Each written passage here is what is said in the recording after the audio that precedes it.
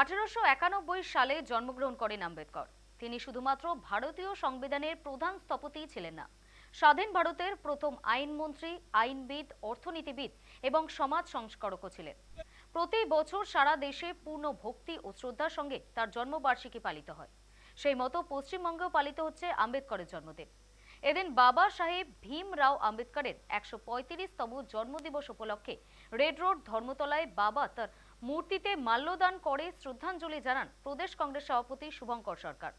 এদিন তিনি জানান, বাবা সাহেবের লেখা সংবিধানকে অপমান করছে কেন্দ্রীয় সরকার।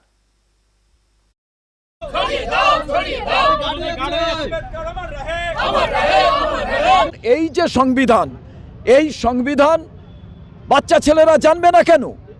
তার কারণ ফিজিক্স, কেমিস্ট্রি, জিওগ্রাফি, হিস্ট্রি সঙ্গে সঙ্গে একটি ছেলে তার নৈতিক দায়িত্ব কি, তার কর্তব্য কি এবং দেশের প্রতি তার দায়বদ্ধতা কি সেটা জানা প্রয়োজন।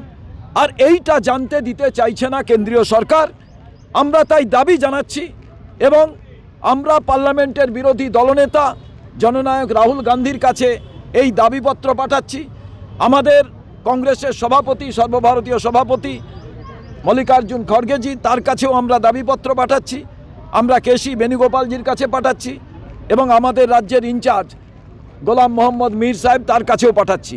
কিন্তু সবথেকে গুরুত্বপূর্ণ বিষয়, সমস্ত রাজনৈতিক দল, সমস্ত যারা একাডেমিশিয়ান আছেন, সবার কাছে আমার আবেদন যে ভারতবর্ষের এই সংবিধান ক্লাস 5 থেকে আবশ্যিক সাবজেক্ট হিসেবে পড়ানো হোক। সবরমতীর তীর থেকে আমরা সবাই ছিলাম।